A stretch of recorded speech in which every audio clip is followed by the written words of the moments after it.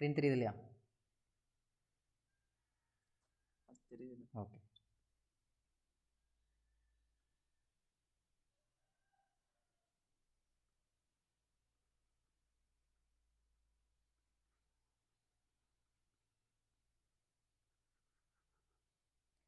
இந்த கீழே இருக்கக்கூடிய இந்த பிளாக் கலரில் இருக்கக்கூடிய லோகோ இருக்கு இல்லையா, அதில் ரெட் கலர் தெரிஞ்சது அப்படின்னா ரெக்கார்ட் ஆகுதுன்னு அர்த்தம். சரி, அதை மட்டும் ஞாபகம் வச்சுங்க. ஒருவேளை நானே ரெக்கார்ட் போடலாட்டாலும் ஞாபகப்படுத்திடுங்க. ஓகே. 1857 தெரிய மாட்டேங்குதுண்ணா. தெரியலிங்களா? இந்த பிளாக் கலரில் கீழே லோகோ தெரியலிங்களா? எங்களுக்கு வந்து எல்லோ கலரில் இருக்கு. கீழே இந்த ஃபைல் மேனேஜர் இதெல்லாம் இருக்கு இல்லையா?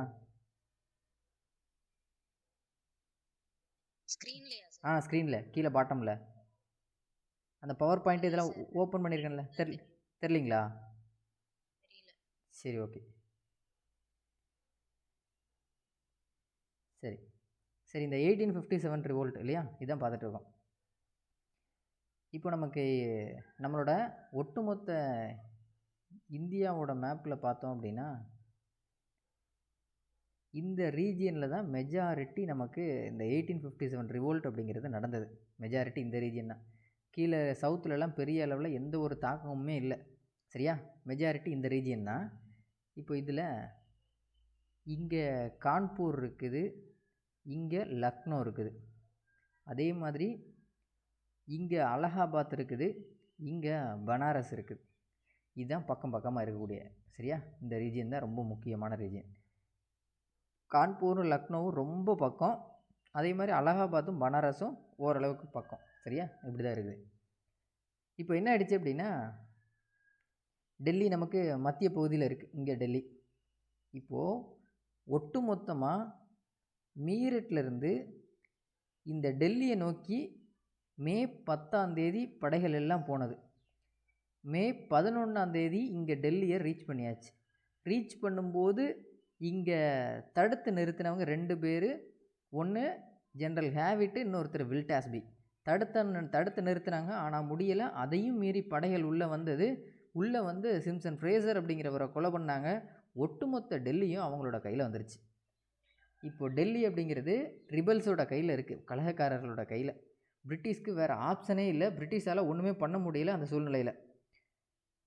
இப்போ என்ன பண்ணுறாங்க அப்படின்னா, இனிமே ஒட்டுமொத்த இந்தியாவின் பேரரசர் நம்ம பகதூர் ஷா தான் சொல்லி அறிவிச்சாச்சு. பகதூர் ஷா முதல்ல முடியாது அப்படிங்கிறாரு.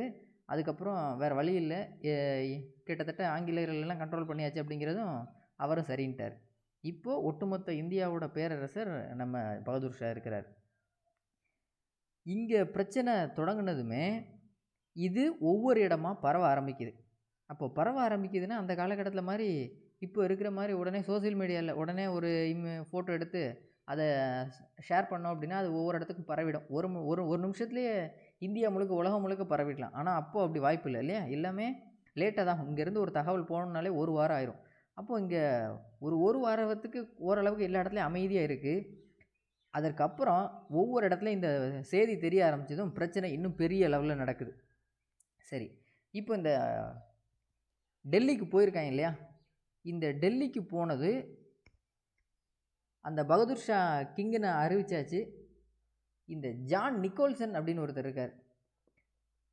இந்த டெல்லியை கேப்சர் பண்ணதுக்கப்புறம், இந்த டெல்லியை எப்போ கேப்சர் பண்ணியிருக்காங்க? மே மாதம். சரியா? மே மாதம் டெல்லியை கேப்சர் பண்ணியாச்சு. அடுத்து என்ன நடக்குது அப்படின்னா செப்டம்பர் மாதம், மே மாதம் முடிஞ்சுது, ஜூன், ஜூலை, ஆகஸ்ட் 3 மாதம் கழிஞ்சு செப்டம்பர் மாதம் பிரிட்டிஷ் எதிர்பார்த்து காத்துக்கிட்டு இருக்காங்க திரும்பியும் டெல்லி நம்ம கையில் வரணும்னு. ஏன்னா அந்த டெல்லி சுல்தான் காலகட்டத்திலேருந்தே பார்த்துட்ருக்குறோம், டெல்லிங்கிறது ஒட்டுமொத்த பேரரசோட மிகப்பெரிய ஒரு ஹெட் குவார்ட்டராக இருந்துகிட்ருக்கு. அப்படிப்பட்ட டெல்லி நம்ம கையை விட்டு போகக்கூடாதுன்னு பிரிட்டிஷே அந்த டெல்லியை எப்படியாவது மீண்டும் கைப்பற்றணும்னு ரெடியாக இருக்கிறாங்க. அப்போது செப்டம்பர் மாதம் வருது.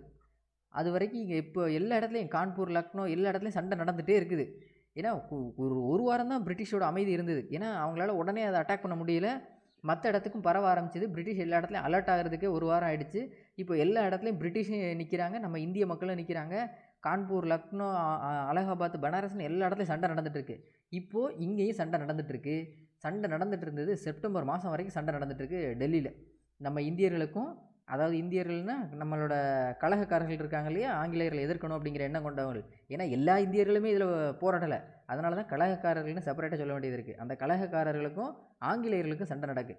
இந்த சண்டை எப்போ வரைக்கும் நீடிச்சது அப்படின்னா செப்டம்பர் வரைக்கும் நீடிச்சது. செப்டம்பர் 29 வரைக்கும் இந்த சண்டை நடந்தது.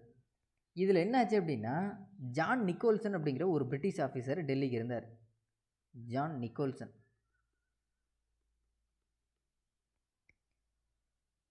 இவர் இந்த சண்டையில் செப்டம்பர் 21 அங்கே இறந்துடுறார். சண்டை நடக்கிறதுல டைட் ஒயில் ஃபைட்டிங். சண்டை நடக்கும்போதே அவர் இறந்து போயிடுறாரு. நிக்கோல்சன் அப்படிங்கிறவர், நிக்கோல்சன் இவர் இறந்து போயிடுறார். சண்டை நம்ம இவர் சொன்னோம் இல்லையா ஹைதர் அலி, அவர் சண்டை நடந்துட்டு இருக்கும்போது அவருக்கு உடல்நிலை சரியில்லாமல் போச்சு, அந்த கேன்சர்னால தான் இறந்து போனார். அதே மாதிரி இவருக்கு இந்த சண்டையில் காயம் ஏற்பட்டுரும். காயம் ஏற்பட்டதுக்கு அப்புறம் தான் கொஞ்ச நாள் உயிரோடு இருந்து அதுக்கப்புறம் தான் இறந்து போகிறாரு. சரியா? ஓகே. இப்போது இந்த நிக்கோல்சன்னா இந்த செப்டம்பர் 29 ஓரளவுக்கு டெல்லியை கையில் கொண்டு வந்துட்டார். இவர் தான் அதில் முக்கியமான ஒரு ஆள். இந்த 29 டெல்லியை கேப்சர் பண்ணிட்டார். டெல்லி கேப்சர்டு. டெல்லியை கைப்பற்றினதுக்கு அப்புறம் தான் இந்த நடந்த சண்டையில் இவர் காயப்பட்டு அதுக்கப்புறம் இறந்து போகிறார். சரியா? செப்டம்பர் 29 திரும்பவும் டெல்லியில் கொடி ஏறிச்சு. அது பிரிட்டிஷோட கொடி. சார் 20 29 29 நான் புக்ல 20ன்னு சொல்லி ஒரு டேட்டா இருக்கு சார், நம்ம ஸ்கூல் புக்லையா? 12th புக்ல. சரி, நீங்கள் எதுக்கு அதை இருந்ததுன்னா ஃபோட்டோ எடுத்து அனுப்பிவிடுங்க. ஆனால் செப்டம்பர் 29 தான் யூபிஎஸ்சி வரைக்கும் ஃபாலோ பண்ணிட்டு இருக்கிறாங்க. சரி, நம்ம ஸ்கூல் புக்கு இருந்துச்சுன்னா நீங்கள் அனுப்புங்க, பார்த்துக்கோங்க, செக் பண்ணி வரும். ஓகே. டெல்லியை கேப்சர் பண்ணியாச்சு. பிரிட்டிஷோட ஃப்ளாகு அங்கே பறக்குது. சரியா? இப்போ டெல்லி நம்ம கையில் வந்ததுக்கப்புறம் இவ்வளவு நாள் டெல்லியோட பேரரசர் அப்படின்னு சொல்லி இந்தியாவோட பேரரசர்னு யார் அறிவிச்சிருக்காங்க? பகதூர் ஷாவை அறிவிச்சிருக்காங்க. அப்போ இனிமேல் பகதூர் ஷாவை என்ன பண்ணுறாங்க அப்படின்னா பிரிட்டிஷ்காரங்க, ஏன்னா British means East Indian company தான் இப்போ வரைக்கும் ரூல் பண்ணிகிட்டு இருக்குது. கிட்டத்தட்ட 1600 தொடங்கப்பட்ட ஈஸ்ட் இந்தியன் கம்பெனி இப்போ 1857, கிட்டத்தட்ட 257 வருஷம் ஆயிடுச்சு. இவ்வளவு நாள் சின்ன சின்ன சண்டைகள்லாம் நடந்துகிட்டு இருந்தது. ஆனால் மிகப்பெரிய அடி அப்படிங்கிறது இந்த 1857 தான். அப்போது நம்மளோட ஆட்சிக்கு மிகப்பெரிய ஒரு பிளாக் மார்க் ஆகிடுச்சுன்னு சொல்லி பிரிட்டிஷ்க்கு, அதாவது ஈஸ்ட் இந்தியன் கம்பெனிக்கு பயங்கரமான கோவம். அப்போ என்ன பண்ணிட்டாங்க அப்படின்னா இந்த பகதூர் ஷாவை, இவர் தான் முகல் எம்பரர்லேயே கடைசி பேரரசர், பகதூர் ஷா 2, இவரை இங்கேருந்து நாடு கடத்திட்டாங்க. சென்ட் டு ரங்கூன் அப்படிங்கிற இடத்துக்கு. ரங்கூன் அப்படிங்கிற இடத்துக்கு நாடு கடத்திட்டாங்க நம்ம பகதூர் ஷா 2வை. சரி, இவருக்கு வாரிசெல்லாம் இருந்திருக்கும் இல்லையா? இந்த பகதூர் ஷாவோட சன்னு, அவங்களோட கிராண்ட் சன்னு, பேரன், இவங்க எல்லாத்தையுமே மேஜர் ஹுட்சன் அப்படிங்கிறவர், இவங்க எல்லாத்தையுமே மேஜர் ஹுட்சன் என்ன பண்ணார் அப்படின்னா கழுத்தறுத்து கொலை பண்ணார் அத்தனை பேர்த்தையும். மேஜர் ஹுட்சன் கில்டு பகதூர் ஷாவோட மகன்கள் மற்றும் பேர குழந்தைகள் எல்லாத்தையுமே கொலை பண்ணிட்டாரு நம்ம மேஜர் ஹுட்சன் அப்படிங்கிறவர். ஹுட்சன் அப்போது ஒன்றுமே பகதூர் ஷாவோட வாரிசு அப்படின்னு யாருமே கிடையாது.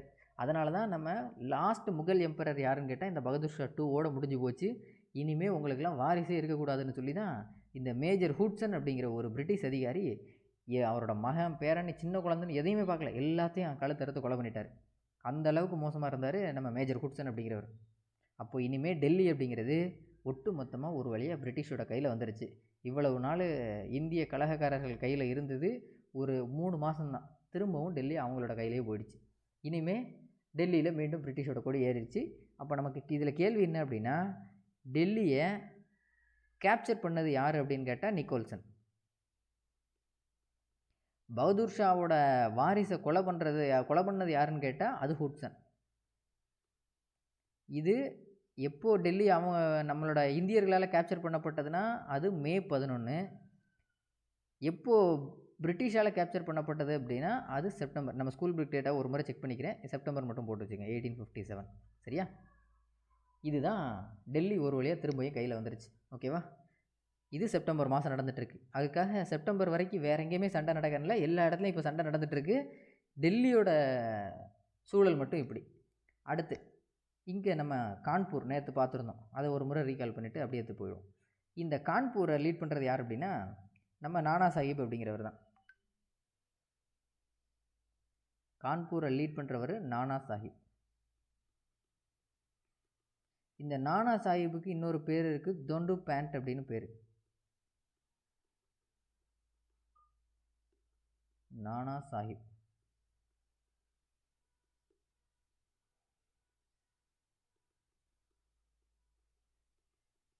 டோன் பேண்ட் அப்படின்னு இவருக்கு ஒரு பேர் இருக்குது. இவர் தான் இந்த இடத்த வழி நடத்துகிறார். சரி, இவர் எதனால் இந்த போராட்டத்தை வழி நடத்துகிறார் அப்படின்னா, இவரே ஒரு தத்தெடுக்கப்பட்ட பையன் தான். யாரால் தத்தெடுக்கப்பட்ட பையன் அப்படின்னா பாஜிராவோ 2. இவர் தான் லாஸ்ட்டு பேஷ்வா. அப்போ லாஸ்ட்டு முகல் எம்பரரும் நமக்கு இந்த பேரை கூட கொடுக்க வேண்டாம். இந்த ஸ்டேட்மெண்ட்லாம் இருக்கு இல்லையா, அந்த ஸ்டேட்மெண்ட் கொஸ்டினில் என்ன கொடுத்துருவாங்க அப்படின்னா லாஸ்ட்டு பேஷ்வா, அப்புறம் லாஸ்ட்டு முகல் எம்பரர் பார்ட்டிசிபேட் பண்ண ரிவோல்ட் எதுன்னு கூட அப்படி கூட டேரெக்டாக கூட கேட்கலாம். அப்போது லாஸ்ட்டு பேஷ்வா இவர் தான் பாஜிராவோ 2. இவருக்கு நேரடி வாரிசு இல்லாததுனால இவர் யாரை தத்தெடுக்கிறாரு, நானா சாஹிப் எடுக்கிறாரு. அப்போது நானா சாஹிப்பை தத்தெடுத்ததுக்கப்புறம் நானா சாஹிப் எதுக்காக இங்கே பிரச்சனைக்கு வராரு அப்படின்னா, இன்னொன்று இப்போது பிரிட்டிஷ் வந்து ஒரு கிங்காக இருக்காங்க அப்படின்னா அவங்க எல்லாத்தையுமே கிட்டத்தட்ட இந்த சப்சிடரி அலையன்ஸு இல்லைனா டாக்டர் ஆஃப் லாப்ஸ் மூலமாக ஒன்று சேர்த்தாச்சு. அது போக பிரிட்டிஷ் என்ன பண்ணுறாங்க அப்படின்னா, மன்னர்கள்லாம் நீங்கள் டம்மியாக இருந்தால் போதும், உங்களுக்கு நாங்கள் பென்ஷன் கொடுக்குறோன்னு சொல்லி தான் கொடுத்துட்ருக்காங்க. இப்போ இவருக்கு நேரடி வாரிசு இல்லைங்கும்போது உனக்கு ஆட்சி அதிகாரமே கிடையாது, எங்களோட பென்ஷனும் கிடையாது அப்படிங்கிறாங்க. அப்போ இவருக்கு பென்ஷன் இல்லை அப்படின்னு வரும்போது, ஓய்வூதியம் அப்படிங்கிறது இல்லைன்னு வரும்போது தான் இவர் என்ன பண்ணுறாரு, அது எப்படி நான் தானே வாரிசு, அதாவது வாரிசுன்னா தத்தெடுக்கப்பட்ட வாரிசுனால ஆட்சி ஆள்றது இருக்கிறேன் இல்லையா, அப்புறம் எப்படி நீங்கள் எனக்கு பென்ஷன் இல்லைன்னு சொல்லலாம் அப்படின்னு சொல்லி இவர் போரில் இறங்குறாரு. இவருக்கு 2 தளபதிகள் பார்த்துருந்தோம். ஒன்று தாந்தியா தோப்பே, இன்னொன்று அசிமுல்லா. இவங்க 2 பேரும். சரி, இவங்க 2 பேரும் தான் சண்டை போட்டுட்ருக்காங்க. இதில் தான் நம்ம அந்த கான்பூர் மசாக்கர் அப்படிங்கிறதும் பார்த்தோம். கான்பூர் மசாக்கர், கான்பூர் படுகொலை. அந்த கான்பூர் மசாக்கரில் தான் கிட்டத்தட்ட 125 ஆங்கிலேய குடும்பங்களை கொலை பண்ணிடுவார் நம்ம நானா சாஹிப். இந்த விஷயம்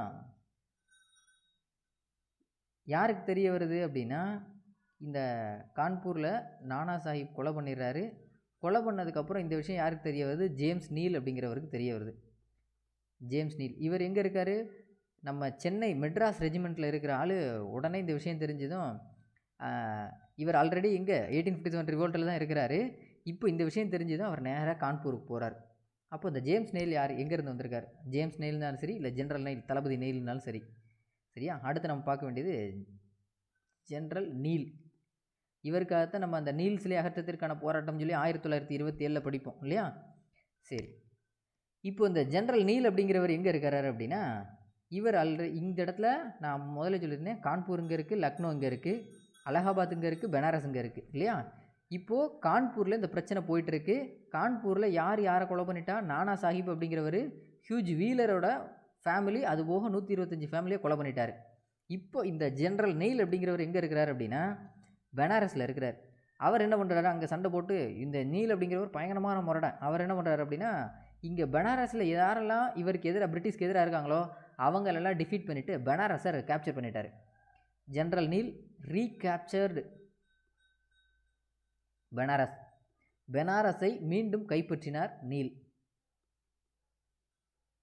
அப்போது இது ஒரு பக்கம் நடந்துகிட்ருக்கு. இதெல்லாம் இங்கே கான்பூரில் Nana Sahib versus huge wheeler நடந்துகிட்ருக்கு. அதே சமயத்தில் இங்கே பெனாரஸில் நம்ம ஜென்ரல் நீல் அப்படிங்கிறவர் சண்டை போட்டுட்ருக்கிறார். அப்புறம் பெனாரஸையும் கைப்பற்றியாச்சு. அதுக்கு பக்கத்தில் இருக்கக்கூடிய அலகாபாத். இது எல்லாமே இதுவும் எப்போ நடக்குது அப்படின்னா ஜூன் மாதம் 1857. நம்ம அங்கே கான்பூரில் எப்போ நடந்துகிட்ருக்கு, அதுவும் ஜூன் 26, 1857 வரைக்கும் நானா சாஹிப் ஃபோர்ஸஸ் வந்து பிரிட்டிஷை பயங்கரமாக எதிர்த்துட்டு இருந்தாங்க. அப்புறம் ஜூன் 27 தான் ஒட்டுமொத்த பிரிட்டிஷ் ஃபோர்ஸும் சரண்டர் ஆகிடுச்சு நம்ம நானா சாஹிப்கிட்ட இல்லையா. இப்போது இங்கே அதே ஜூன் மாதம் எங்கே நடந்துகிட்ருக்கு, பெனாரஸ் அலகாபாத் ரெண்டையுமே ஜென்ரல் நீல் அப்படிங்கிறவர் இவர் கேப்சர் பண்ணிட்டார். இந்த சமயத்தில் தான் அங்கே கான்பூரில் ஜூன் 27 பிரிட்டிஷ் ஃபோர்ஸஸ்லாம் சரண்டர் அடைஞ்சிருச்சு. அந்த பிரிட்டிஷ் படைகள் எல்லாத்தையுமே நானா சாஹிப் கொலை பண்ணிட்டார்ன்ற ஒரு செய்தி வருது. அங்கே செய்தி வந்ததுமே டு டேக் ரிவெஞ்ச், பழி தீர்க்கிறதுக்காக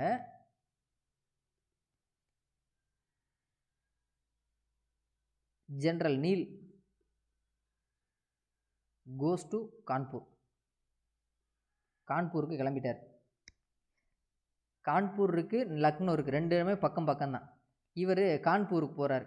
இன்னொன்று, கான்பூரில் சதி நடந்துட்டு படுகொலை நடந்துட்டு இருக்கு இல்லையா, அந்த கான்பூர் லக்னோவும் பக்கம் பக்கம்தான். இவர் கான்பூருக்கு போகிற வழியில் லக்னோவில் நடக்கக்கூடிய ஃபைட்டில் இவர் அங்கேயே இறந்துடுறார், லக்னோவில் இறந்துடுறார். அப்போது கான்பூரில் இவர் கான்பூரை டிஃபீட் பண்ணலை. யார்? நம்ம ஜென்ரல் நீல் டிஃபீட் பண்ணலை. ஜென்ரல் நீல் எங்கெல்லாம் டிஃபீட் பண்ணியிருக்காரு அப்படின்னா அலகாபாத்து, பனாரஸ், இது 2 இடம் தான் ஜென்ரல் நீலால் ரீகேப்சர் பண்ணப்பட்டது. பாக்கி வேறு எதுவும் பண்ண முடியல. இங்கே லக்னோவில் அவர் அங்கே சண்டை போட்டுட்டு இருக்கும்போதே இறந்து போய்ட்றாரு நம்ம ஜென்ரல் நீல் அப்படிங்கிறவர். அடுத்து கோலின் கேம்பல் அப்படிங்கிறவர் வராரு. சரி, அல்லது அதுக்கு இடையில் இன்னொருத்தர் கூட பார்த்துக்குவோம். நம்ம மேஜர் ஹேவ்லாக் அப்படிங்கிறவர், அதை பார்த்துட்டு கூட அதை பார்த்தோன்னா புரியும். மேஜர் ஹேவ்லாக், மேஜர் ஹேவ்லாக், இவர் ஒரு பிரிட்டிஷ் ஆஃபீஸர். இவர் என்ன பண்ணுறாரு அப்படின்னா, நம்ம ஜூன் 27 பிரிட்டிஷோட படைகள் சரணடைஞ்சதுக்கப்புறம் நம்ம நானா சாஹிப் 125 ஆங்கிலேய குடும்பத்தை கொலை பண்ணிட்டார். இதெல்லாம் ஜூன் மாதம் நடக்குது. அதுக்கப்புறம் ஜூலையில் மேஜர் ஹேவ்லாக் அப்படிங்கிறவர் இவர் கான்பூருக்கு போகிறார். கான்பூருக்கு போய், ஏன்னா இவர் ஜேம்ஸ் நீல் அப்படிங்கிறவர் போனவர் லக்னோவில் இறந்து போயிட்டார் இல்லையா, அங்கே கான்பூரில் நானா சாஹிப்புக்கு பயங்கரமான வெற்றி. அப்போ அவரை யார் தான் கண்ட்ரோல் பண்ணுறது அப்படிங்கும்போது மேஜர் ஹேவ்லாக் அப்படிங்கிறவர் போகிறாரு. அவர் போயிட்டு நானா சாஹிப்பை டிஃபீட் பண்ணுறாரு. டிஃபீட்டட் நானா சாஹிப், முதல்ல நானா சாஹிப்பை தோற்கடிக்கிறார். இப்போது இதில் நல்லா கவனிச்சுக்கணும், ஒட்டுமொத்த கான்பூரையுமே அவர் கேப்சர் பண்ணலை. இப்போதைக்கு நானா சாஹிப்பை மட்டும்தான் தோற்கடிச்சிருக்கிறார், நானா சாஹிப்போட படைகளை. இந்த படைகளை தோற்கடிச்சதுமே நானா சாஹிப் என்ன பண்ணுறாரு அப்படின்னா, அவர் அங்கேருந்து தப்பிச்சு போயிடுறார். நானா சாஹிப் எங்கே போயிடுறாரு? நேபாளுக்கு போயிடுறார். இவரோட படைகள் ஆனால் கிட்டத்தட்ட அடுத்து தொடர்ந்து சண்டை போட்டுகிட்டே இருக்குது நம்ம நானா சாஹிப்போட படைகள். நானா சாஹிப் மட்டும்தான் தப்பிச்சு போயிட்டார். அப்புறம் தாந்தியா தோப்பை இருக்கார் இல்லையா, அவர் எங்கே போயிட்டார் அப்படின்னா, இவர் கூட இருக்க அசிமுல்லாலாம் இங்கேயே காலி ஆகிடுவார். தாந்தியா தோப்பை அப்படிங்கிறவர் அவரும் எங்கேருந்து தப்பிச்சு போய் குவாலியர் போயிடுறாரு. குவாலியரில் யாரோட இணைஞ்சிடறாரு அப்படின்னா, தாந்தியா தோப்பை அப்படிங்கிறவர் நம்ம ஜான்சி ராணியோட இணைஞ்சிடறாங்க. தாந்தியா தோப்பை ப்ளஸ் ஜான்சி ராணி லக்ஷ்மிபாய், இவங்க 2 பேரும் இணைஞ்சு இந்த குவாலியரை பிரிட்டிஷ்டேருந்து காப்பாற்றணும் அப்படிங்கிறதுக்காக இந்த இடத்துல போராடுறாங்க. அதுக்கப்புறம் தான் தாந்தியா தோப்பை கண்டுபிடிச்சி தூக்கில் போட்டுருவாங்க பிரிட்டிஷு. ராணி லக்ஷ்மிபாய் மட்டும் ஜான்சிக்காக போராடுவாங்க. கடைசியில் அவங்களே 1858 அந்த போரில் அவங்களே இறந்து போயிடுவாங்க. இப்போ நல்லா கவனிச்சுக்கணும், கான்பூரில் யாராலையுமே டிஃபீட் பண்ண முடியாத நானா சாஹிப்பை யார் டிஃபீட் பண்ணது அப்படின்னு கேட்டால் மேஜர் ஹேவ்லாக் அப்படிங்கிறவர். அங்கே டிஃபீட் பண்ணிவிட்டு அடுத்து இவர் எங்கே வராரு அப்படின்னா, கான்பூரில் முடிச்சுட்டு லக்னோ வராரு. லக்னோவில்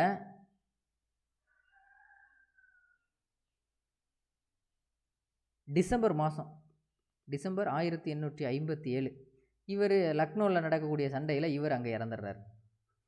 சரியா? இப்போது கான்பூரில் டிஃபீட் பண்ணிட்டாரு நானா சாஹிப்பை, முதல்ல தோற்கடிச்சாச்சு. நானா சாஹிப் அங்கேருந்து எஸ்கேப் ஆகிட்டார். அது கூட எப்போ நடந்தது அப்படின்னா 17th ஜூலை, டேட்டை கூட ஞாபகம் வச்சுக்கோங்க.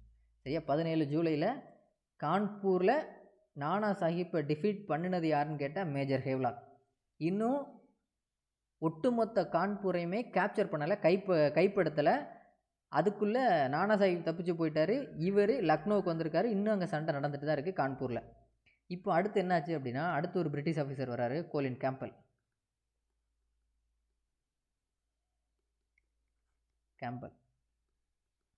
இப்போ இவர் வந்தாச்சு. இவர் வந்ததுக்கப்புறம் தான் ஒட்டுமொத்த கான்பூருமே இவர் கையில் வருது. நல்லா கவனிச்சுக்கணும், ஜூன் 26 வரைக்கும் சண்டை போடுறாங்க British versus Nana Sahib. June 27 British சரணடைஞ்சிடறாங்க. அதுக்கப்புறம் சண்டை நடந்துட்டு தான் இருக்குது.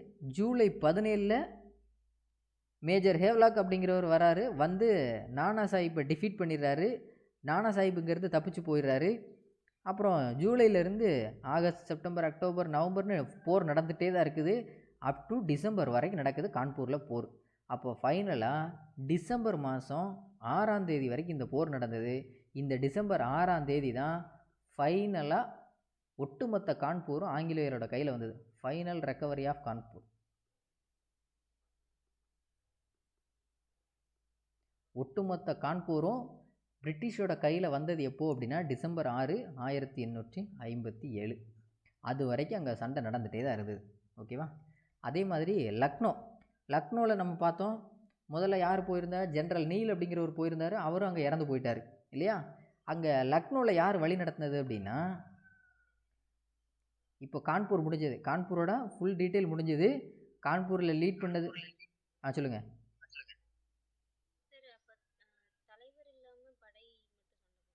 சண்டை போட்டிருக்கு.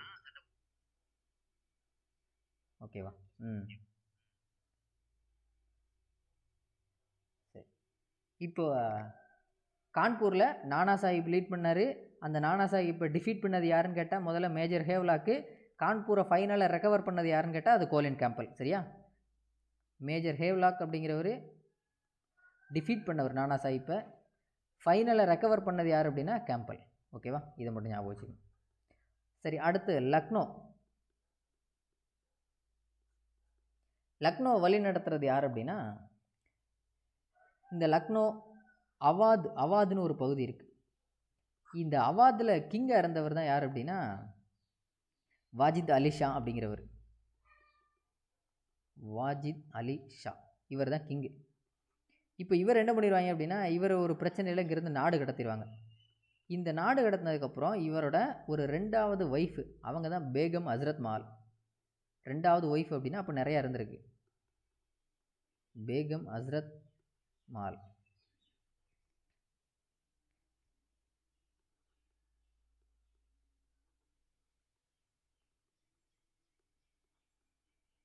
பேகம் ஹஸ்ரத் மஹால் இவங்களுக்கு ஒரு குழந்தை இருக்குது. அது சின்ன குழந்தை தான். அந்த குழந்தையோட பேர் பிர்கிஸ் குவாடிர் அப்படின்னு பேர். பிர்கிஸ் குவாடிர்.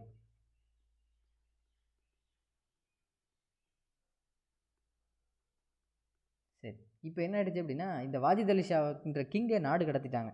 அப்போது இந்த பேகம் ஹஸ்ரத் மஹால் மட்டும்தான் இருக்காங்க. இவங்களுக்கு அவாதை சேர்ந்தவங்க தான். இப்போ எங்கே இருக்காங்க அப்படின்னா இந்த லக்னோவில் இருக்காங்க. இந்த லக்னோவில் உள்ள படைகளை வழி நடத்துறது யார் அப்படின்னா, இந்த அவாதோட கிங்காக இருந்தது யார்? வாஜித் அலி ஷா. இவர் தான் ஆக்சுவலாக இந்த இடத்த சரௌண்டிங் எல்லாத்தையுமே வழி நடத்தணும். ஆனால் இவர் இல்லை அப்படிங்கிறதுனால தான் இந்த இடத்துல பேகம் ஹஸ்ரத் மஹால் அப்படிங்கிறவங்க லீட் பண்ணுறாங்க. பேகம் ஹஸ்ரத் மஹால் இவங்க தான் இங்கே உள்ள படைகள் எல்லாத்துலேயுமே. ஏன்னா எல்லாரோட எண்ணமே என்ன அப்படின்னா, இந்த அவாதுங்கிற ஒரு இது கீழே தான் கிட்டத்தட்ட நிறையா கூட்டமைப்புகள் இருக்கும். அதில் லக்னோ ஒன்று. இந்த லக்னோவில் உள்ள படை வீரர்களை என்ன சொல்கிறாங்க அப்படின்னா, நீங்கள் வழி நடத்தணும் அப்படிங்கும்போது பேகம் ஹஸ்ரத் மஹால் வராங்க. இன்னொன்று, பேகம் ஹஸ்ரத் மஹாலோட எண்ணம் என்ன அப்படின்னா, தன்னோட குழந்தைய இந்த இடத்துல ராஜாவை வச்சு பார்க்கணுன்றதான் ஆசை. ஆனால் பிரிட்டிஷ்கார் என்ன சொல்கிறான், அதுக்கெல்லாம் வாய்ப்பே இல்லைங்கிறான். ஏன்னா சின்ன குழந்தை தானே, உங்களுக்குலாம் இந்தமாரி ஆட்சி பண்ணுறதுக்கான அதிகாரமே கிடையாது அப்படிங்கிறான். அப்போ பேகம் ஹஸ்ரத் மஹாலும் இந்த போராட்டத்தில் கிளர்ச்சியில் உள்ளே வராங்க. அப்போ லக்னோவை லீட் பண்ணுறது யார் அப்படின்னா இந்த பேகம் ஹஸ்ரத் மஹால். அப்போ இவங்களும் பயங்கரமாக போர் புரிகிறாங்க. ஏன்னா பிரிட்டிஷ் இராணுவ வீரர்களே வரலாற்றில் எழுதும்போது இவங்களையுமே நம்ம ஜான்சி ராணின்ற மாதிரி ஜான்சி ராணி அளவுக்கு ஒரு போர் புரிஞ்ச ஒரு பெண் அப்படின்னு சொல்லி பேகம் ஹஸ்ரத் மஹாலையும் குறிப்பிட்டிருக்காங்க. சரி, இவங்களுக்கும் போர் நடந்துகிட்டு இருக்குது. Begum Hazrat Mahal versus British. இதெல்லாம் லக்னோவில் நடந்துகிட்ருக்கு. இது லக்னோவை ஃபைனலாக பிரிட்டிஷ் எப்போ கேப்சர் பண்ணாங்க அப்படின்னா மார்ச் 21, 1858 ஃபைனல் ரெக்கவரி.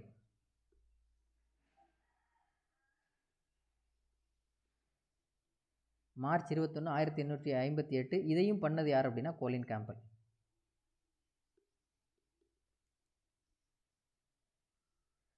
சரியா? இது மார்ச் 21, 1858 ஓட்டணும். 58 தான். ஓகே, இதுதான் 1858 தான் ஒரு வழியாக கேப்சர் ஆச்சு.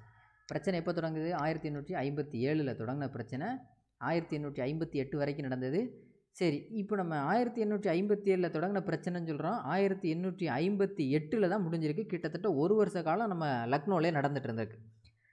அப்போது இதுக்கு இடையில எந்தெந்த பிரிட்டிஷ் ஆஃபீஸர் இங்கே என்ன நடந்தது அப்படின்னா, லக்னோவில்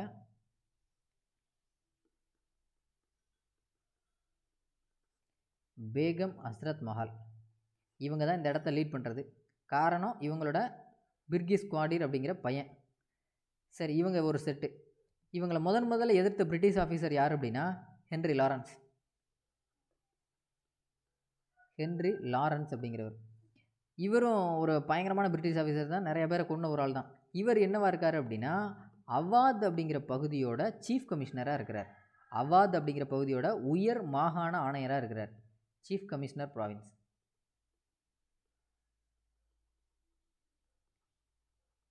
சீஃப் கமிஷனர் ப்ராவின்ஸாக இருக்கிறார்.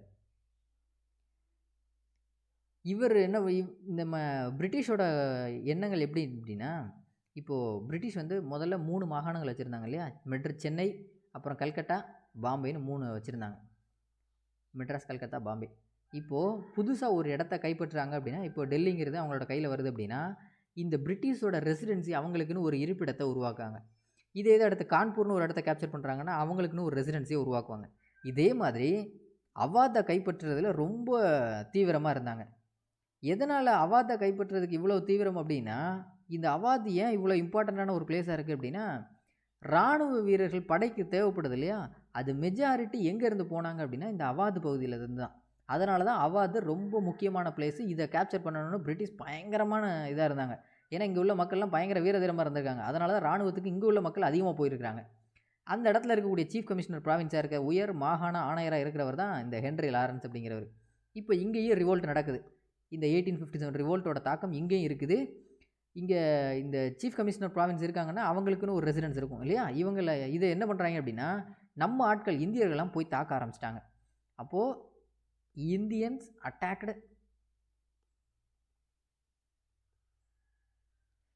பிரிட்டிஷ் ரெசிடென்சி, ஆங்கிலேயர்களின் இருப்பிடத்தை இந்தியர்கள் தாக்கினர். அப்போது பயங்கரமான பிரச்சனை நடக்குது. இதில் இந்த சீஃப் கமிஷனர் ப்ராவின்ஸாக இருக்கக்கூடிய ஹென்ரி லாரன்ஸ் அப்படிங்கிறவர் இந்த லக்னோவில் வச்சு அவரை கொலை பண்ணிடுறாங்க. Henry Lawrence died on 2nd July 1857. அவர் இறந்து போயிறார். அதுக்கப்புறம் தான் யார் வரா இங்கேயும் இந்த பிரச்சனையை முடிச்சு வைக்கிறதுக்கு? கோலின் கேம்பல் வராரு ஃபைனலாக. இங்கே கோலின் கேம்பல் வந்து தான் மார்ச் 21, 1858 திரும்ப ரீகேப்சர் பண்ணுறார். அப்போ கோலின் கேம்பல் வந்து தான் கான்பூரையும் அவர் தான் கேப்சர் பண்ணுறதுக்கு உதவி பண்ணார். அப்புறம் லக்னோவையும் கேப்சர் பண்ணுறதுக்கு அவர் தான் உதவி பண்ணுறாரு. கோலின் கேம்பல் தான் 2 இடத்தையுமே திரும்ப கைப்பற்றினதுக்கு உதவி பண்ண ஆள். சரியா? அடுத்து பரைலி அப்படிங்கிற இடம். பரைலி இந்த இடத்த கேப்சர் பண்ணுறதுக்கு உதவி பண்ணது யார் அப்படின்னா இந்த கோலின் கேம்பல் தான். இது 5th மே 5ஆம் தேதி 1858 ரீகேப்சர்டு. இந்த இடத்த கைப்பற்றினது ஆங்கிலேயர்கள் 1858 மே 5ஆம் தேதி பரைலி அப்படிங்கிற இடத்த கைப்பற்றினர். இந்த இடத்த வழி நடத்தினது யார் அப்படின்னா கான் பகதூர் கான்.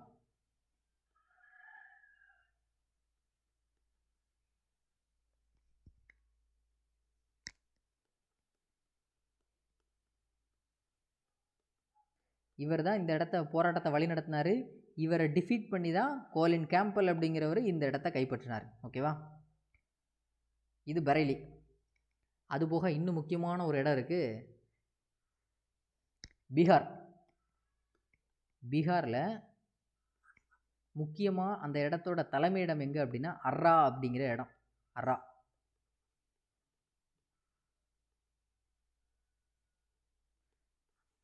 அப்படிங்கிற இடம். இந்த இடத்துல ஒரு ஜமீன்தாராக இருந்தவர் தான் நம்ம குன்வார் சிங் அப்படிங்கிறவர். குன்வார் சிங். இந்த குன்வார் சிங் என்ன பண்ணுறாரு அப்படின்னா, இந்த பிரச்சனை 1857 ரிவோல்ட் ஒவ்வொரு இடத்துலையும் நடக்க ஆரம்பித்ததுமே இந்த குன்வார் சிங்கு கிட்டத்தட்ட இவருக்கு வயசு எவ்வளோ இருக்கும் அப்படின்னா 80 வயசுக்கிட்ட இருக்கும்.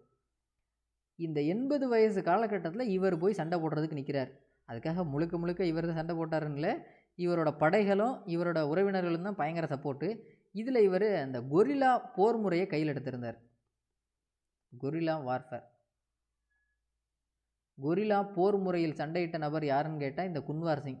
அதே மாதிரி நம்மளோட தாந்தியா தோப்பு இருக்கார் இல்லையா, அவருமே கொரில்லா போர் முறையில் தான் சண்டை போட்டிருப்பார். அதனால தான் அவரை அவ்வளோ ஈஸியாக வீழ்த்த முடியல யாராலையுமே.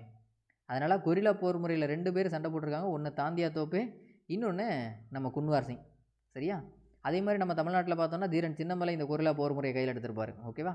சரி, இப்போ இந்த கொரில்லா போர் முறையை கையில் எடுத்ததுனால இவரை யாராலையுமே டிஃபீட் பண்ண முடியாத அளவுக்கு இருக்கிறாரு குன்வார் சிங். சொல்லுங்க. சொல்லுங்க. இந்த கொரில்லா வார்னா ஒரு நாட்டல் வாரா சார்? என்னங்க?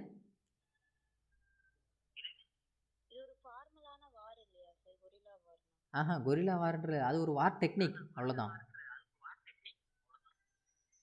அது ஒரு கொஸ்டின் கேட்டிருந்தாங்க சார், இது ஃபார்மலா இல்லையா அப்படின்றது கொஸ்டின்.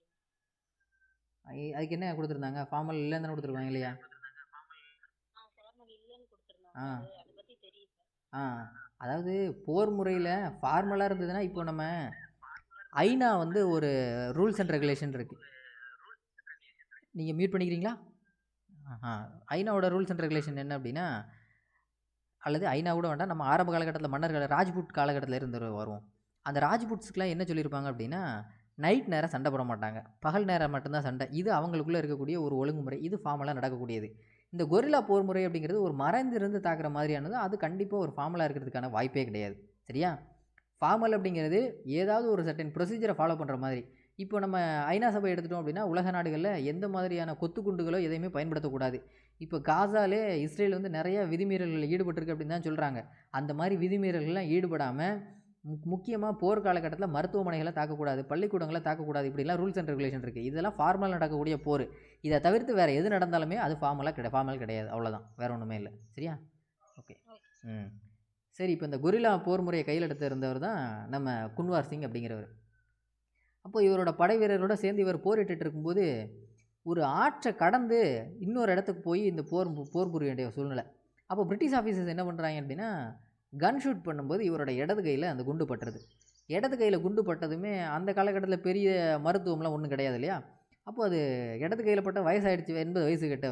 அப்போது கையில் பட்டதுமே திரும்பவும் இன்னும் அது 1 வாரம் 2 வாரம்லாம் இல்லை, வேணால் மாதக்கணக்காக சண்டை நடந்துகிட்ருக்கு. அப்போ இது எவ்வளோ நாள் வச்சுட்டு இருந்தால் ஒரு வேளை அந்த கையில் பட்ட குண்டு மணிக்கட்டில் பட்டதுனால கை ஒன்றுமே பண்ண முடியல, செப்டிக் ஆகிடும் அப்படின்றதுனால என்ன பண்ணிட்டார் அப்படின்னா, அந்த மனுஷன் ஒட்டு மொத்தமாக அந்த இடது கையை வெட்டி எடுத்துட்டாராம். அந்த அளவுக்கு வீரதீரமாக போர் புரிஞ்சிருக்காரு இந்த குன்வார் சிங் அப்படிங்கிறவர். இப்படி போர் புரிஞ்ச இந்த குன்வார் சிங் பீகார் ரீஜியனை ஃபைனலாக யாருக்கு அடக்குனது அப்படின்னா, வில்லியம் டெய்லர் மற்றும் அப்படிங்கிற 2 பேர். வில்லியம் டெய்லர் அண்ட் இவங்க 2 பேரும் தான் இந்த கலகத்தை ஒடுக்குனவர்கள். Suppressed the revolt.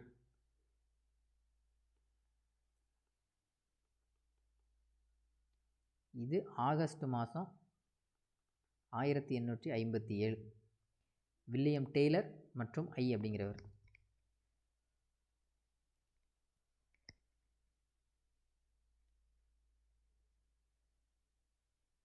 அப்புறம் ஜான்சிங்கிற அப்புறம் இடம் நம்ம நேற்றே பார்த்தோம். அது ராணி லக்ஷ்மிபாயால் லீட் பண்ணப்பட்ட ஒரு போராட்டம். அப்போ இந்த ராணி லக்ஷ்மிபாய் ஜான்சியை மட்டும்தான் கேப்சர் பண்ணுறதுக்காக போராடினாங்களா அப்படின்னா, 2 இடத்த ரிட்டைன் பண்ணணும் அப்படிங்கிறதுக்காக இவங்க போராடினாங்க. ஒன்று குவாலியரும் பக்கமாக இருக்கிறது தான். அந்த குவாலியரை கைப்பற்றணும் அப்படிங்கிறதுக்காகத்தான் பிரிட்டிஷ்க்கும் நம்ம ராணி லக்ஷ்மிபாய் ஒரு பக்கம், அவங்க கூட உதவி பண்ணது தாந்தியா தோப்பே. இவங்க 2 பேரும் தான் போராடினாங்க. கடைசியில் இந்த குவாலியரை பிரிட்டிஷ் எப்போ கேப்சர் பண்ணாங்க அப்படின்னா, ஆங்கிலேயர்கள் 20 ஜூன் 1858 கேப்சர் பண்ணாங்க குவாலியரை.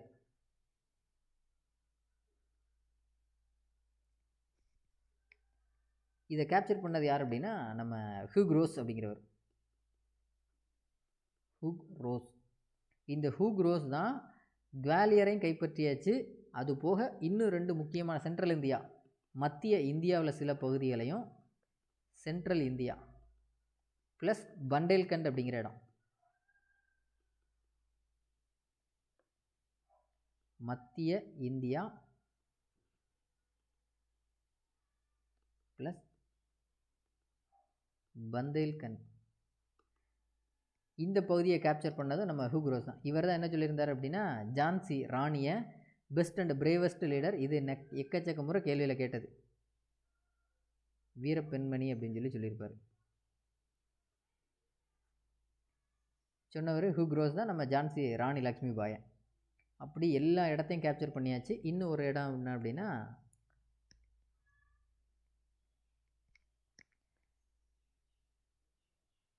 நம்ம முதல்ல பார்த்துருப்போம் அலகாபாத் பனாரஸை நம்ம ஜேம்ஸ் நீல் அப்படிங்கிறவர் கேப்சர் பண்ணியிருப்பார்னு பார்த்தோம். அதை ஃபைனலாக பண்ணினது யார் அப்படின்னு கேட்டால், அப்போ வந்து அவர் அங்கங்கே சண்டை போட்டு அவர் போயிட்டே இருந்திருப்பார். ஃபைனலாக ரீகேப்சர் பண்ணது யார் அப்படின்னா கர்னல் ஓன்சல் அப்படிங்கிறவர். இதை தான் கேட்பாங்க, கர்னல் ஓன்சல் கேப்சர்டு பனாரஸ். அதுக்காக இந்த இடத்துல மட்டும்தான் சண்டை நடந்திருக்கா அப்படின்னா இது இல்லை. இந்த மாதிரி எக்கச்சக்க இடத்துல சண்டை நடந்திருக்கு. ஒரு சின்ன சின்ன பகுதியில் நிறையா இருக்குது. அது எல்லாத்தையுமே டேட்டாவாக எழுதிக்கும். இந்த பனாரஸை கேப்சர் பண்ணது கர்னல் ஓன்சல் அப்படிங்கிறவர். ஓன்சல் இல்லை ஆன்சல் எப்படின்னாலும் சரியா. சரி, இது போக இன்னும் எங்கெல்லாம் இந்த சண்டை நடந்தது அப்படின்னு பார்க்கலாம். வரிசையாக எழுதிங்க.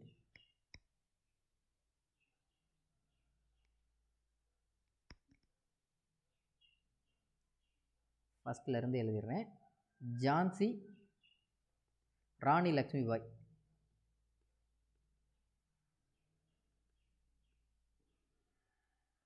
One second.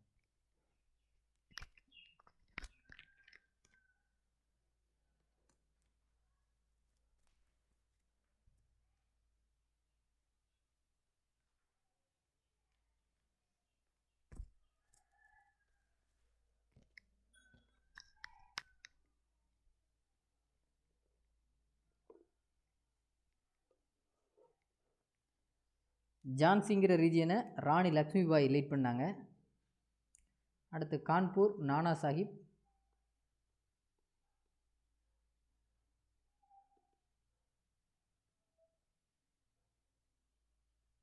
பீகார் குன்வார் சிங்கும் அவரோட பிரதர் அமர் சிங். குன்வார் சிங் அவரோட பிரதர் அமர் சிங்.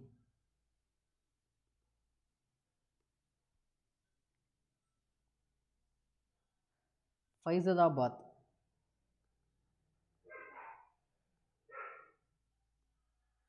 மௌல்வி அகமதுல்லா ஷா. இது நம்ம நேற்றே பார்த்தோம். மௌல்வி அகமதுல்லா ஷா. இவருக்கு இன்னொரு பேர் பார்த்தோம் இல்லையா, என்ன பேர்?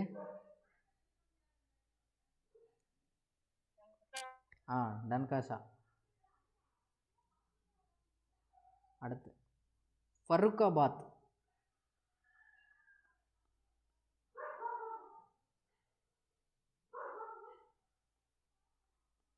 ஃபைசதாபாத், ஃபருக்காபாத். ஜஃப்சல் ஹாசன் கான். ஜஃப்சல் ஹாசன் கான்.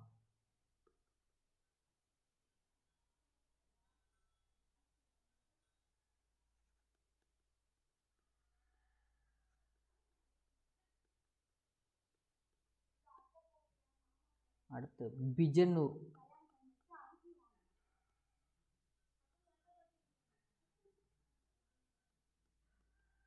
முகமது கான்.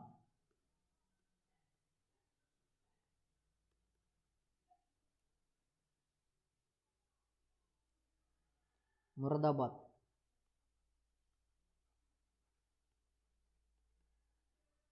அப்துல் அலி கான்.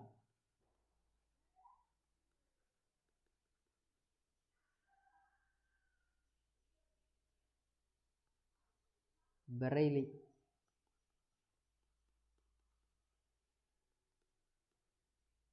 கான் பகதூர் கான். இது ஏற்கனவே எழுதியிருக்கோம். அடுத்து மேன்சூர்.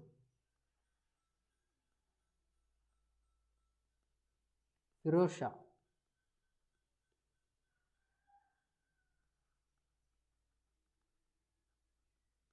மேன்சூர், ஃபிரோஸ் ஷா.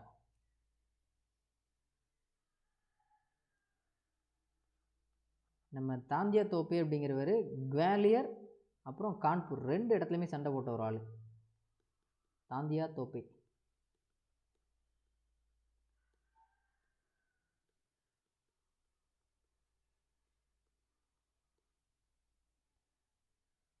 அப்புறம் அஸ்ஸாம்,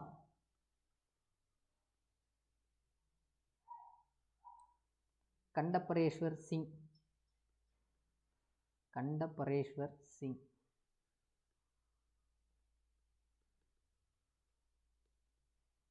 மணிரமா தத்தா,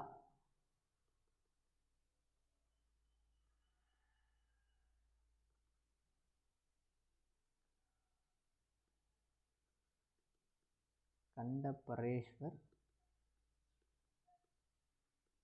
சிங், மணிரமா தத்தா.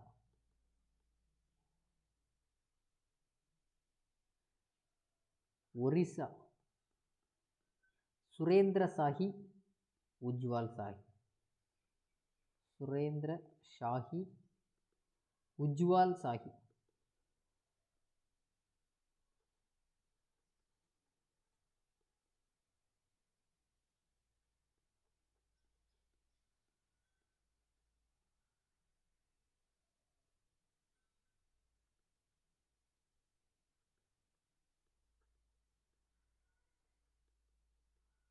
உஜ்வால் சாஹி. குல்லு,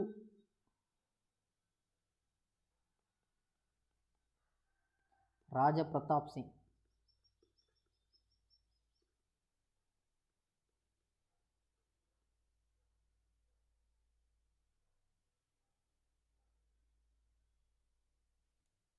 ராஜஸ்தான். ஜெய்தயால் சிங், ஹர்தயால் சிங்.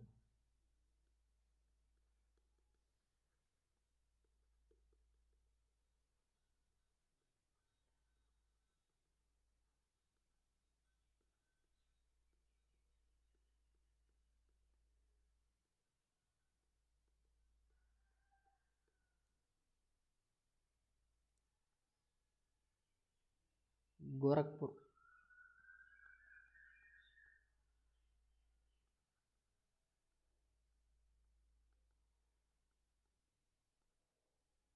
கஜதர் சிங்,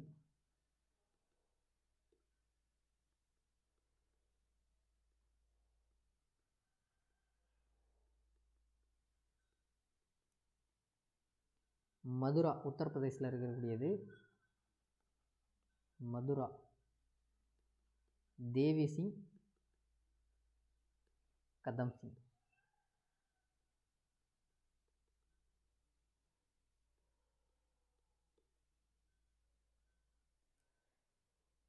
பனாரஸை மட்டும் கேப்சர் பண்ணதுன்னு கேட்டால் அது கர்னல் ஓன்சன் அந்த மாதிரி எழுதியாச்சு. அலகாபாத், பனாரஸ் 2 இடத்துலையுமே சண்டை போட்ட ஒருத்தர். அலகாபாத் மற்றும் பனாரஸ் 2 இடத்துலையுமே சண்டை போட்டவர் தான் மௌலவி லியாக்கத் அலி.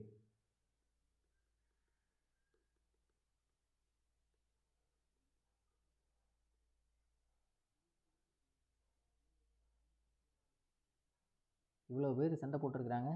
இதில் முக்கியமாக கேப்சர் பண்ண பிரிட்டிஷ் ஆஃபீஸர்லாம் யார்?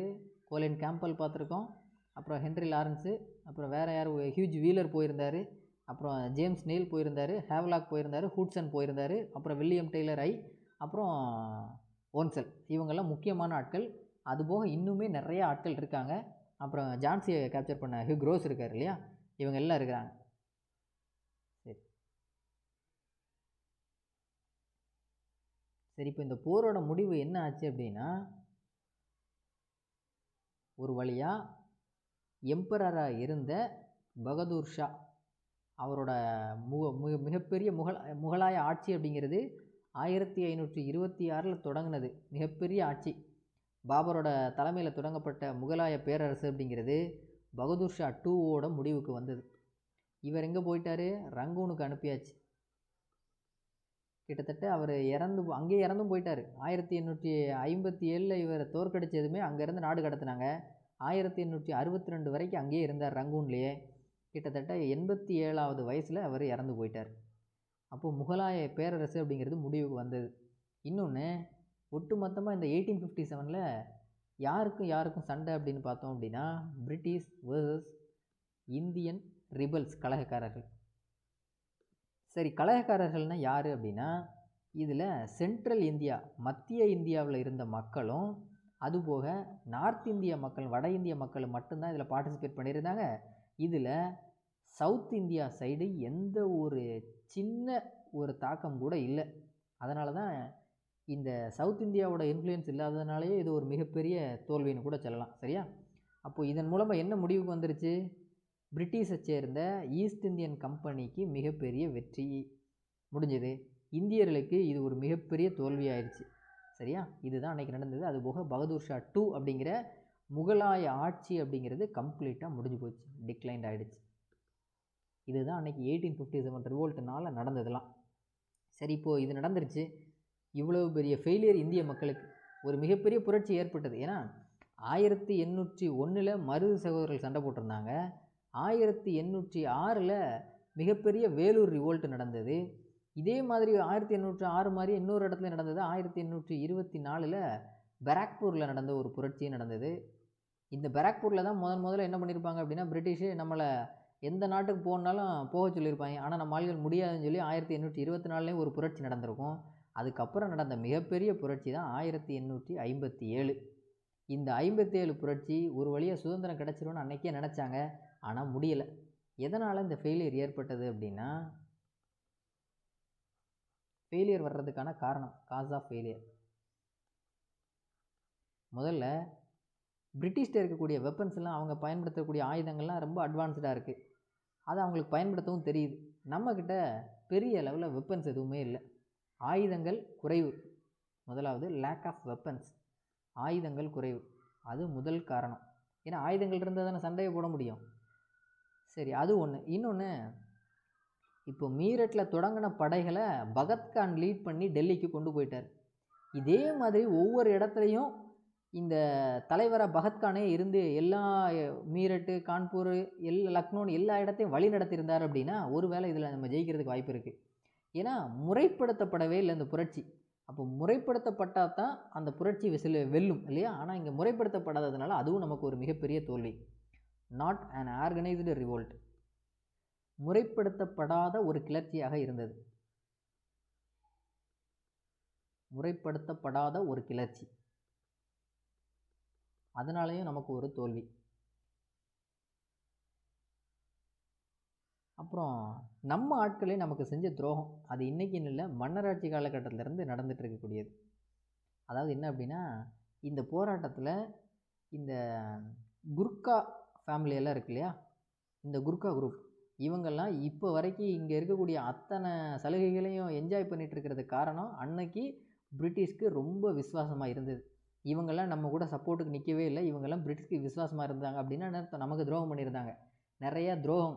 இந்த துரோகத்தினாலே நமக்கு இவ்வளோ பெரிய ஃபெயிலியர், தோல்வி நடந்தது. அதே மாதிரி சரியான திட்டமிடுதல் இல்லை, அன்பிளான்டு திட்டமிடுதல் இல்லை. திட்டமிடாததுனாலே நமக்கு ஒரு மிகப்பெரிய தோல்வி. இன்னொன்று, நம்ம கூடவே இருந்த சில மன்னர்கள், அவங்க யாருக்கு ஆதரவாக இருந்துட்டாங்கன்னா பிரிட்டிஷ்க்கு ஆதரவாக இருந்துட்டாங்க. லாயல் டு பிரிட்டிஷ், ஆங்கிலேயர்களுக்கு ஆதரவாக. ஏன்னா பிரிட்டிஷ்கார் என்ன சொல்லியிருக்காங்கன்னா, உங்களுக்கு நிறையா இன்னும் பதவிகள்லாம் தரேன், நிறைய இடங்கள் தரேன் அப்படின்னோடனே அவங்களாம் அவங்களுக்கு ஆதரவாக இருந்துட்டாங்க. நம்ம ஆளுகளோட சண்டைக்கு சப்போர்ட் பண்ணி நிற்கவே இல்லை. லாயல் டு பிரிட்டிஷ், ஆங்கிலேயர்களுக்கு விசுவாசமாக இருந்தனர். அப்புறம் இன்னொன்று, இந்த படிக்கிற கூட்டம் இருக்கு இல்லையா, இப்போவுமே ஏதாவது ஒரு பிரச்சனை அப்படின்னா நம்ம தெருவில் இறங்கி சண்டை போடுறதுக்கு நமக்கே ஒரு மாதிரி இருக்கும். ஏன்னா நம்மலாம் படித்தாச்சு. அதே மாதிரி தான் அந்த காலகட்டத்துலையும் படித்த மக்கள் யாருமே இந்த சண்டைக்கெலாம் இதெல்லாம் தேவையில்லாமல் ஒரு பிற்போக்குத்தனமாக இருக்குது, இதில் போய் யாராவது சண்டை போட்டுருப்பாங்களா அப்படின்னு சொல்லி படித்த மக்கள்லாம் அதில் சப்போர்ட் பண்ணவே இல்லை. அதுவும் படித்த மக்கள்னால் அப்போ படிக்கிறது என்ன இருந்துச்சு, இங்கிலீஷ் தான் படிச்சுட்டு இருந்தாங்க. English educated people not supported. ஆங்கிலேயம் படித்த மேதாவிகள் ஆதரவு தெரிவிக்கவில்லை.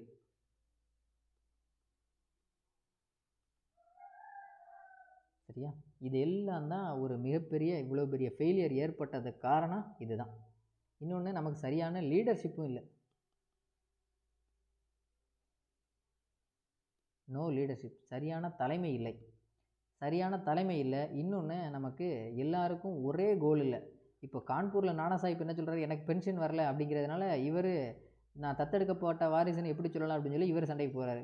பேகம் ஹஜ்ரத் மஹல் தன்னோட பையனை எப்படியாவது மன்னராக்கணும்னு முடிவு பண்ணுறாங்க. இப்படி ஒவ்வொருத்தரும் அவங்களோட சுயநலத்துக்காகத்தான் இணைகிறாங்களே தவிர யாருமே இந்தியா சுதந்திரம் அடையணும் அப்படிங்கிற எண்ணம் யாருக்குமே இல்லை. ஏன்னா எப்போதுமே கோல் வந்து காமனாக இருக்கணும், அப்படி இருந்தால் தான் நம்ம ஜெயிக்க முடியும் இல்லையா? இப்போ ஃபுட்பாலே ஆடுறோம், 11 பேர் இருக்கிறோம் அப்படின்னா 11 பேரோட எண்ணமும் டீம் ஜெயிக்கணும்னு இருந்தால் தான் கோல் போடணும்னு எய்ம் பண்ண முடியும். இது இந்த 11 பேரில் நான் மட்டும்தான் கோல் போடணுன்னு இருந்ததுன்னா 10 பேரோட உதவி இல்லாமல் அங்கே ஒன்றுமே நடக்காது இல்லையா? அதனால் ஒரு டீம் எஃபோர்ட் இருந்தால் தான் அங்கே ஜெயிக்க முடியும். இண்டிவிஜுவல் எஃபோர்ட் இருந்ததுன்னா அது பெரிய லெவலில் ஜெயிக்கவே முடியாது. அதே மாதிரி தான் இங்கே காமன் கோல், பொதுவான இலக்கு அப்படிங்கிறது அங்கே எதுவுமே இல்லை. நோ காமன் கோல். அதுவும் நம்மளோட தோல்விக்கு முக்கிய காரணம். இதனால தான் இங்கே 1857 கிட்டத்தட்ட நமக்கு சுதந்திரம் கிடச்சிருக்க வேண்டியது அன்றைக்கி கிடைக்காம போனதுக்கு இதுதான் காரணம். சரி, இப்போ இவ்வளோ பெரிய பிரச்சனைகள்லாம் நடந்துருச்சு 1857. அடுத்து என்ன நடக்குது? ஆங்கிலேயர்கள் என்ன பண்ணாங்க?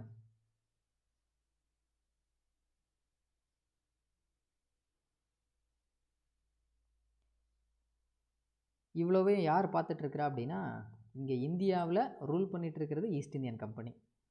இங்கே பிரிட்டன்லேருந்து பிரிட்டன் கவர்மெண்ட் பார்த்துட்டே இருக்காங்க. நீங்கள் சரியாக ஈஸ்ட் இந்தியன் கம்பெனி நீங்கள் சரியாக ரூல் பண்ணியிருந்தீங்க அப்படின்னா இவ்வளோ பெரிய ரிவோல்ட் வந்திருக்கிறது வாய்ப்பு இல்லை. அப்போது உங்களுக்கு சரியாக ரூல் பண்ண தெரியல அப்படின்னு சொல்லி பிரிட்டன் கவர்மெண்ட் என்ன பண்ணுறாங்கன்னா இவங்கள ப்ளேம் பண்ணுறாங்க. அதனால் நீங்கள் ஆட்சி பண்ணதெல்லாம் போதும், இனிமேல் பிரிட்டன் கவர்மெண்ட்டே டைரெக்டாக ரூல் பண்ண ஆரம்பிச்சிடும். அதுக்கு இன்னொரு காரணமும் என்ன அப்படின்னா, இந்த ஈஸ்ட் இந்தியன் கம்பெனி இருக்கு இல்லையா, இவங்க இங்கேருந்து நம்ம கொள்ளையடிக்கிற பணத்தெல்லாம் கொண்டு போய் பிரிட்டனில் தான் வீடு கட்டுறாங்க. வீடெல்லாம் பார்த்தோன்னா மாளிகை மாதிரி பெரிய பெரிய பங்களாவை கட்டுறாங்க. ஆனால் அங்கே அரசாங்கமே கூட அந்த அளவுக்கு கட்ட முடியலை. ஆனால் இங்கேருந்து போன ஒரு ப்ரைவேட் கம்பெனி இவ்வளோ தூரம் கட்டுறாங்க. அப்போ பெரிய லாபம் இருக்குது, இந்த ஸ்டேட்டை நாமளே கையில் எடுத்தாங்க அப்படின்னு சொல்லி பிரிட்டன் கவர்மெண்ட்டே டைரெக்டாக இறங்குது. அப்போ பிரிட்டனில் அப்போது மகாராணியாக இருக்கிறவங்க தான் விக்டோரியா.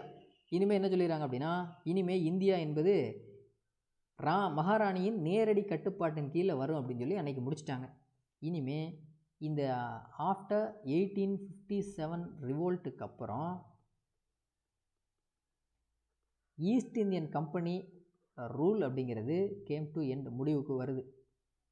அப்போ இனிமேல் யார் ரூல் பண்ண போகிறா அப்படின்னா, இந்த இடத்த ரீப்ளேஸ் பண்ணிவிட்டு பிரிட்டனோட கவர்மெண்ட்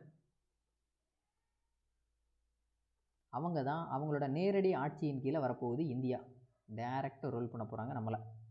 அப்போ பிரிட்டன் அப்படிங்கிறது யாரை சொல்கிறோம்? Victoria, queen Victoria. விக்டோரியா மகாராணியின் கீழே நம்மளோட ஆட்சி போக போகுது, இந்தியா, ஒட்டுமொத்த இந்தியாவும். சரி, இனிமேல் ராணியோட ஆட்சி தான் இந்தியாவிலையும் இருக்க போகுது. இதை இப்போ அறிவிக்கணும் இல்லையா? அதுக்கு தான் எல்லாம் எங்கே கூடுறாங்க அப்படின்னா ராயல் தர்பார் ஹால் அப்படின்னு சொல்லி, ராயல் தர்பார்.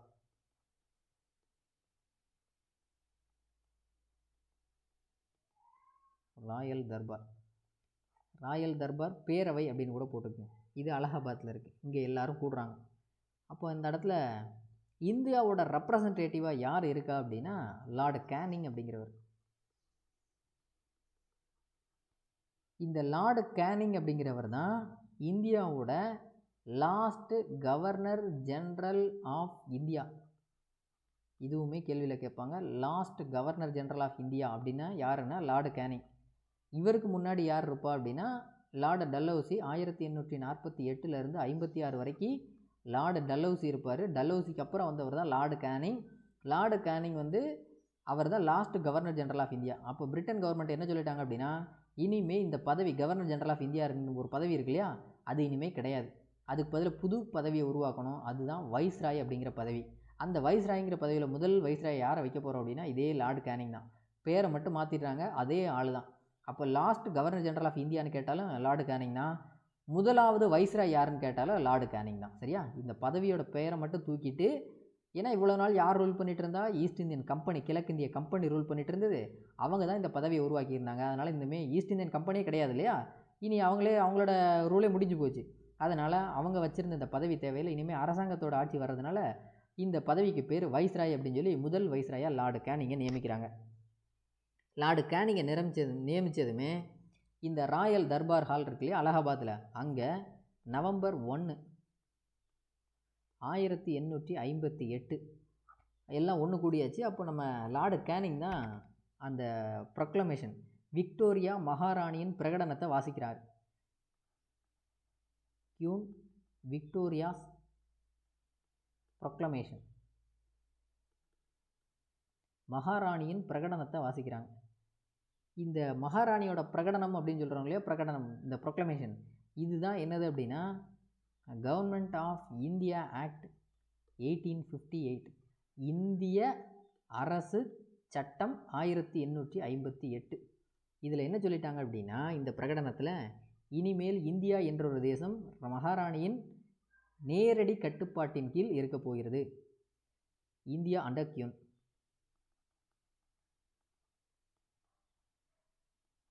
அது ஒன்று. இந்தியா இனிமேல் இங்கே தான் இருக்க போகுது. இந்தியா வந்து நேரடி கட்டுப்பாட்டின் கீழே இருக்க போகுது. இது ஒன்று அறிவிச்சாச்சு. இன்னொன்று, இந்த மகாராணியோட பிரகடனம் இருக்கு இல்லையா, இதை தான் என்ன சொல்லுவாங்க அப்படின்னா இந்தியாவின் மகா சாசனம் அப்படின்னு சொல்லுவாங்க. மேக்னா கார்ட்டா ஆஃப் இந்தியா.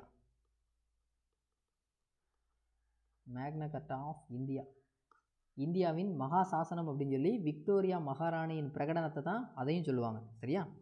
ஓகே, இதெல்லாம் இப்போ யார் ரீட் பண்ணுறது அப்படின்னா நம்ம லார்டு கேனிங் தான் ரீட் பண்ணிகிட்டு இருக்கிறாரு. இந்தியா என்பது இனிமே மகாராணியின் நேரடி கட்டுப்பாட்டின் கீழே வரும் அப்படின்னு சொல்லி முடிவு பண்ணியாச்சு.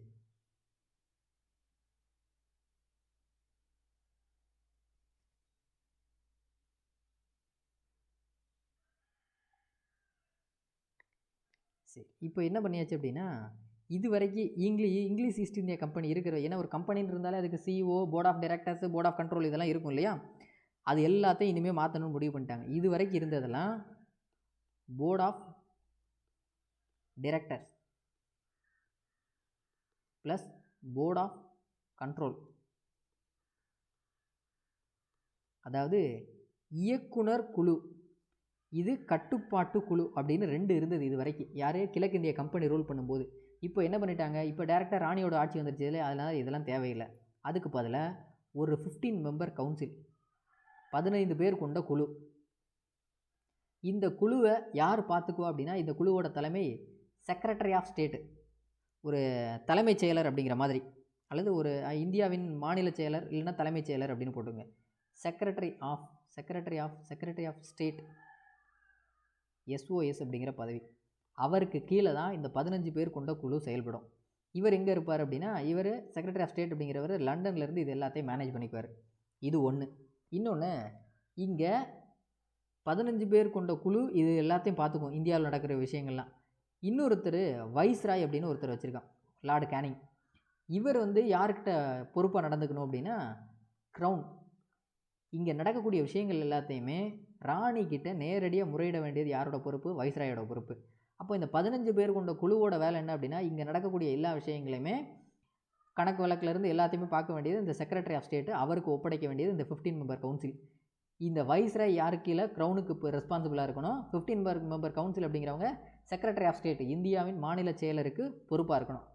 இப்படின்னு சொல்லி 2 பதவியை கொண்டு வந்திருந்தாங்க.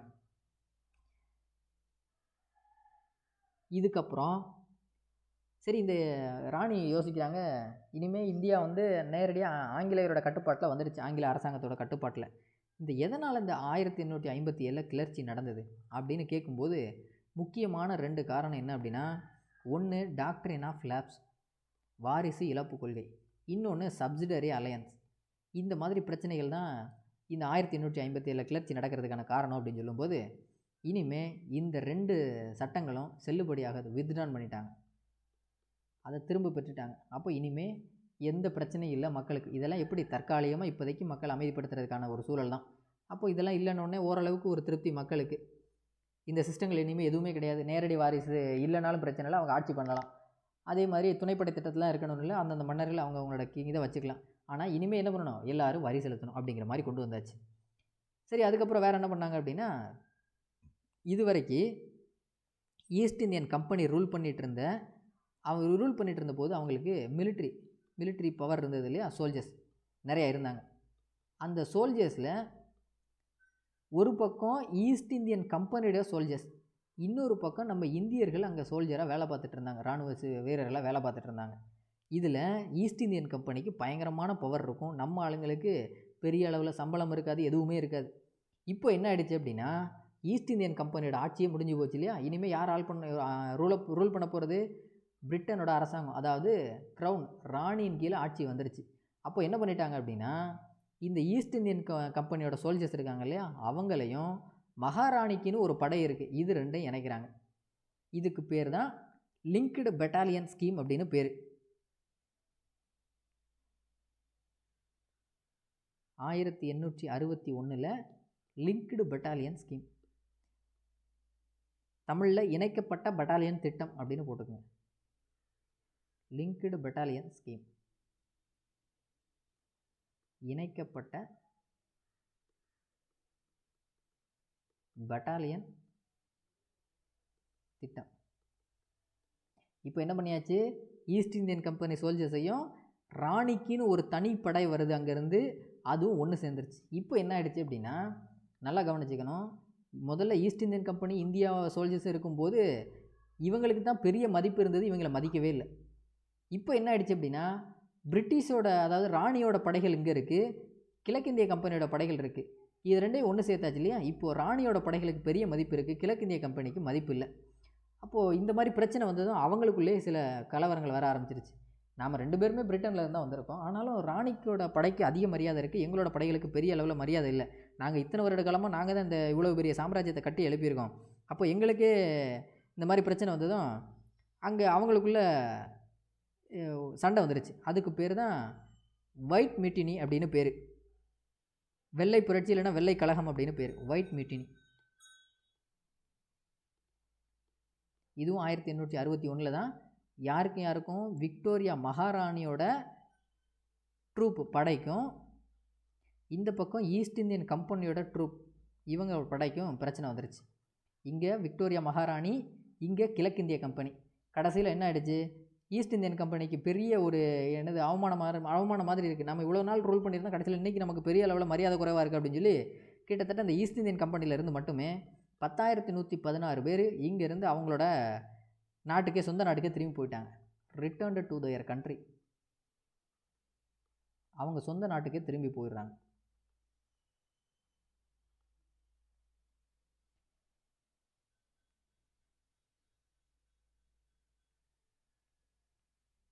சரியா. இனிமே இந்தியாவோட ஆட்சி அப்படிங்கிறது நேரடியாக ஆங்கிலேய அரசாங்கத்தின் கீழே வருது. ஓகேவா, இவ்வளோ தான். இதற்கப்புறம் 1857 தொடங்கின போர் அப்படிங்கிறது 1858 கிட்டத்தட்ட முடிஞ்சுது. அது நவம்பர் 1 அலகாபாத்தில் நம்ம ராயல் தர்பார் ஹாலில் எல்லாம் முடிச்சாச்சு. லார்டு கேனிங் அப்படிங்கிறவர் இந்த ப்ரொக்ளமேஷனை ரீட் பண்ணிட்டாரு, இந்தியா இனிமேல் ராணியின் கட்டுப்பாட்டின் கீழே வரப்போகுது அப்படின்னு சொல்லி. இனிமேலேருந்து அரசாங்கத்தோட ஆட்சி தொடங்குது. 1600 வந்த பிரிட்டிஷ் ஈஸ்ட் இந்தியன் கம்பெனி 1857 வரைக்கும் ரூல் பண்ணாங்க. இப்போது 1858 1947 இல்லை 47 1950 வரைக்கும் இனிமேல் பிரிட்டனோட டைரக்ட் ரூலிங். இங்கே ஈஸ்ட் இந்தியன் கம்பெனி ரூல் பண்ணிச்சு, இனி அவங்களோட ஆட்சி கிடையாது. இனி ஆங்கிலேய அரசின் நேரடி அரசாங்கத்தின் கீழே ரூல் பண்ண போகிறாங்க. இனி நம்ம பார்க்க வேண்டியது 58 1950 வரைக்கும் நம்ம பார்க்கணும். சரியா, இதோட கிரேட் ரிவோல்ட் அப்படிங்கிறது முடிஞ்சு போச்சு. இதில் இன்னும் ஒரு அந்த சின்ன 2 டேபிள் மட்டும் நான் அனுப்புகிறேன் குரூப்பில். சரியா, வேறு எதுவும் படிக்க வேண்டியதில்லை, இவ்வளோ தான் கிரேட் ரிவோல்ட்டில் படிக்க வேண்டியது. ஓகேவா, புரிஞ்சுதா? இதில் வேறு ஏதாவது இடத்துல எதுவும் டவுட் இருக்கா?